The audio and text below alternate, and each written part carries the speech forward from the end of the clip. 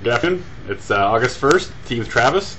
Actually, going to do a weekly recap. So much happened this week, and it's so funny. We end up coming in almost even on mortgage-backed securities, a little bit up for the week, meaning mortgage rates improved slightly for the week. But so much has happened. There's been so many conflicting reports, both positive and negative. And mainly today was a huge day. Some quarterly reports came out from most of the auto manufacturers, Ford and GM. And Toyota even had some big losses. GM had $6.3 billion loss for the quarter. $6.3 billion for a company. That's just amazing that GM can sustain that kind of loss, which they probably can't sustain for very long. It's actually the third worst loss in their history of General Motors. So you know how long a company that's been around for. So to think that this is the third worst loss ever in one quarter, that's pretty amazing.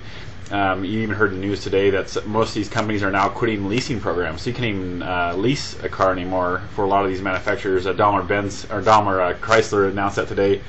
And I think most of them are going to follow suit because the auto prices have dropped so much, especially on SUVs and pickups. They're not moving at all, as you know, because of gas prices. And they're not getting traded on lease, so you won't see leases probably at all anymore on light trucks and vehicle or SUVs. So that's pretty interesting. Also, oil prices jumped $3.50 today because of the confidence that Iran is really going to have nuclear power soon, and so that was in the main news. So oil prices jumped, still down to $125 a barrel, which is pretty good considering where it's been in recent weeks. So that pulled money out of stocks today. The stocks ended up being down 51 on the Dow today at close, and then mortgage-backed securities were down slightly, just to 6 basis points, which is just a small blip below even.